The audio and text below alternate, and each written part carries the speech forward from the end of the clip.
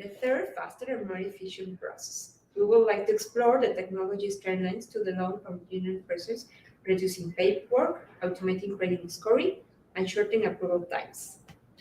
Security and fraud prevention, that is a trend topic. As the financial ecosystem becomes more digital, the security, paramount, and the cybersecurity measures like blockchain, biometric, encryption technology, our integration into a credit system will be very important. And the last, not important, is personalization of financial products through data analysis, and machine learning to financial institutions to personalize this credit experience. So, welcome, thank you, and we will see finance.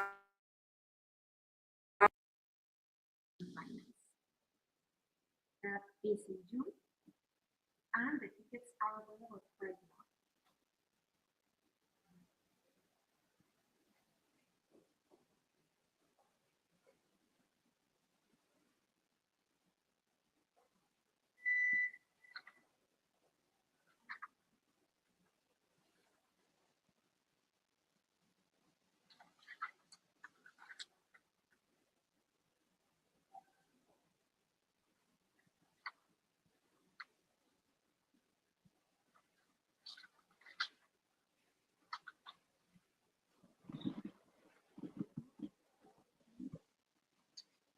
Okay, so Eres, we can start with the first question.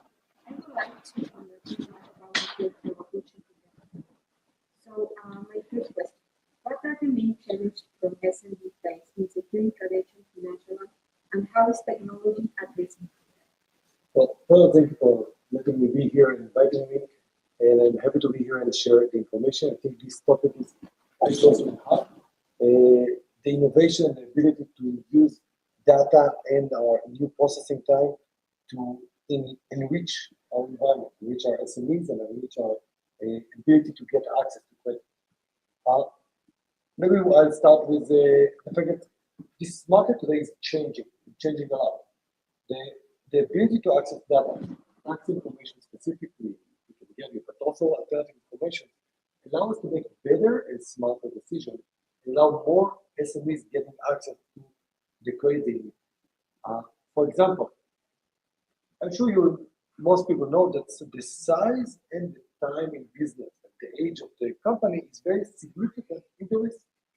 We all know that big companies are less risky and companies that are younger are more risky.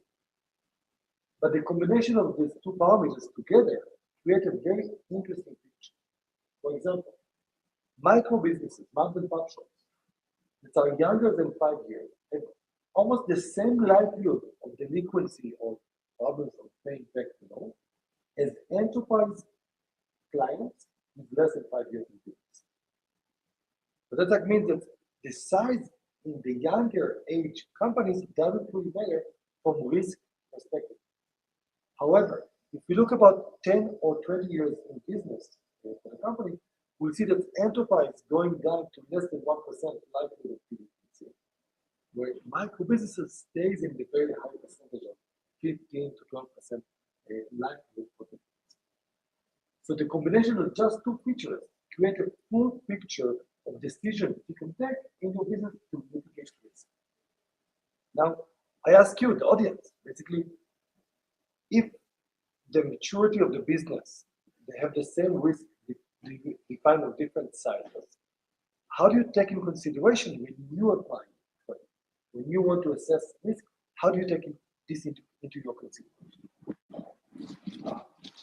I think it's a very important question for everyone to consider. How do you do it? But the system itself, when we talk about AI, machine learning today and models, we're not talking about two features. We're talking about 70, 80, 90 features that create a very complex scenario of risks and opportunities that we can explore. And this changed dramatically the market and the opportunities. How come? First of all, when we reduce the time from 3 weeks to 1 hour for processing, we create many more opportunities. We reduce the cost of underwriting by 70 to 80%. we make it much more affordable for many companies to provide credit to many more applicants, or at least consider applicants. So now if I can assess 5 companies a day, I can now assess 50, 500 companies. Give me more opportunity to choose the right course I want to get. That makes sense? Totally. And something that is very important is to handle the listening the time and the user experience in our communities. About the lender experience, how this transform the lender experience? Great question. Thank you for asking. So I think the lender experience today or in the past was very Excel-wide experience. You need to extract the data, get the data from the sales guy. You need to get PDF, Excel files, and then start to calculate different ratios. You want to have asset ratios, Z outcome score. You want to have the revenue trend. You want to know how much year-over-year growth of the business. Many calculations. It takes time. It takes day, 2 weeks, 2 weeks. Maybe in some cases, different people are involved in this process. Today, we can enable using our technology, using technology available in the system, in the market, to get everything automatically prepared for you. Now, you're still making the decision. We still have a man making the decision, or a woman, by the way, making the decision, or the underlying decision. But getting everything visible and accessible to make a decision makes it much easier to make the right decision based on that. And what we want to go and where we want to go is really data-driven decisions, and not just based on relationship and who do you know. And it's a huge change. We have a subsidiary called Business Capital. We do our own direct funding for SMEs, monthly pub shops, even larger organizations. And we saw that in our population, we have a significant increased number of women-led businesses coming to us and receive credit. And we never aimed specifically marketing to women or any kind of active measurement to go to this segment of the population. The reason is that we are a data-driven company and we're making decisions based on the data. So when we have so many applications coming in and they sort through the data, we're able to find those right business to get access to credit regardless of their location. So we saw over 40 different cities from Mexico receive credit from us. We're not just giving Polanco businesses. We saw diversity of gender, diversity of ethnic population, a lot of diversity because we are data-driven. How do you do it? Because you have the entire visibility of the information to you to make a quick decision very quickly. If I can share a couple of examples of features that are very interesting to understand and to see. The revenue trend for the past 24 months is something that's very easy to see when you have it visual against you and very hard to understand when you have numbers on Excel. For example, is the revenue going up every November towards the biggest months of sales and then going down December? Do we have stable revenue every month, every quarter? Are we on a year-over-year growth? Are we seeing a trend of growing the business or the trend is declining? And if you're a lender, you want to fuel business when they grow. You don't want to fuel them when they're going down because then they're going to crash faster. So these kind of visible elements are very important to make quick decision, the right decision. And maybe one more feature that we found that's very correlated is the 3 months, the last 3 months of revenue or the last 3 months of expenses divided by the last 24 months of revenue or expenses. Basically, the last sales of the last quarter versus all the sales of the last 2 years. This ratio, it is not a very clear ratio. It's not a simple ratio. It took us a lot of iteration until we got there. Give you a very good prediction for probability of if the business is going to grow and be successful, or going to have problems paying back the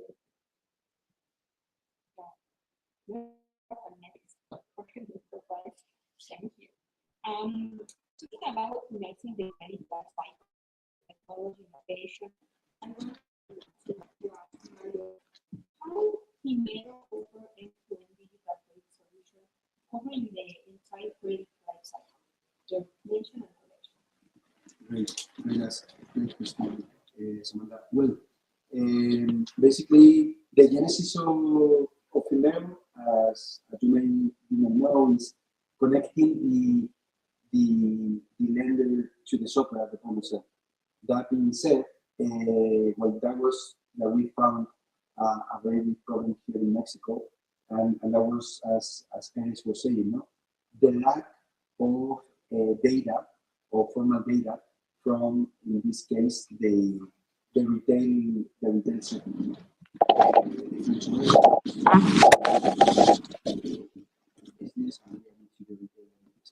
So basically, we connect shoppers to lenders at the point of sale, either physical or digital. It could be e-commerce, it could be in an embedded experience in an app. And well, we assessed and not only a KYC, but also a fraud detection, based on patterns, on fraudster patterns that we detect. For example, how old is your device, your line, the line you are coming from, or you are doing your application from, and your email, for example. These are very basic features, but then, for example, IP ranges, where your location from your line is, where your email said to be, and where is the store you are applying for. No? So, for example, that triangle of locations give you a great sense of if it could be a fraud or it's a formal non-fraud applicant. Then we have the capacity payment, what we call the risk score. And then there we take, for example, the social security, if you have any, we have your partner or behavioral expenses or digital footprint. We see how you buy on e-commerce, how you buy in the store. We have all this direct data. We are first data party on that side also, as we're a regulated company by the Comisión Nacional Bancaria here in Mexico already. And as you asked, Samantha, we, after doing an electronic contract with the applicant, we start the process of being paid. Being paid that loan that was given by a third party, by a bank or by other people. We start the process of collecting the money back, and we also analyze if your pattern of expense is changed after you were given a loan, because that's important to know what's your default in your portfolio or the potential default in your portfolio, because of course any lender is for an expected portfolio default. So having all that, I would say 360 end-to-end model provides us, as Eric was saying, a data-driven model. There is a unique model. There is no other player doing. We have some risk model companies, fraud model companies, or fraud scores. We have some companies that are specializing in retail, like Crédito. Others that are more coordinators or onboarding expertise companies. But I don't see in the space of the ecosystem there is a player that is doing the whole game. And at the same time, this cannot be done by one player. This is an ecosystem that we are building with the merchants as a network of merchants, and then the lenders. We have the specifics in Mexico that there are very many no hits, what we call in the States subprime applicants or borrowers, and these are totally unattended businesses, as we all know, over 50% of the population in Mexico. So there is a huge impact that we can make together with the partners in this amazing, I would say, goal or challenge that we have together. And I guess it will be the retail part, and maybe others less easily be part of the equation, no, here in Mexico. The fintech inclusion. Well, we see a big opportunity in Mexico, also in Latin. I want to ask, how has digitalization changed the customer experience in the credit process, and what is the role of the security play in this transformation? Because this is something that we focus in this fintech movement. Super. Well, of course, the adoption, when I came to Mexico 15 years ago, the adoption of smartphones was really low. Less than 20% of the population had a smartphone. Now, we have more than 130 million smartphones in Mexico, so it's more than the population that we have, meaning that there are people with more than one smartphone. Well, very happy that there is an infrastructure on smartphone. The efforts that the country is done on the connecting people over the networks and the telco carriers has been amazing. And so I would say the adoption of digital onboarding now it could be faster and onboarding, and it could be slower, but it's there. And I can say that the main, I would say, we had a constraint because we had to make feasible that a loan was given at the moment of the proof that you were in stock. And you have to write the deal, for example, in less than some minutes, because if it was more than that, then you were going to hit price. This impulse was not going to be taken. So we had to do it in less than 10 minutes, and now we are doing it in less than 6. So all of this process that we said, taking data from the telco carriers, taking data from social security, taking data from your digital footprint, taking data from social networks, all that together, making a specific model for that lender at that moment of the deal. No? So that was something I would say to become the doer of lending was something that you could say, these guys are crazy. In the beginning, everybody, no, you are part of another planet. This is not going to be done. Lenders are not going to get there. Banks, of course, are not going to be there. And merchants, of course, are not going to be there. And now we have some of the largest merchants worldwide, some of the largest banks in Mexico and the rest of the world. So very happy that the model, we were not that maybe we were crazy, but because it was something that was not done, but we made it impossible. The team, the team made it impossible and got the demand and the supply together. And that was something that, as you said, for financial inclusion purposes, I would say it was needed. And we are not doing anything different of what was done. We're just maybe getting the information to you as a user, as a final user, at the moment of your decision. That would be I would say the difference. So the user are in the center of all the process. Totally. And you said something very important, the security aspect of all this. So now, for example, these days we see many players in the ecosystem doing these models and so on and so forth. I would say there is an important task here, and I think there is something about what is happening. For example, with DeepSeek, it's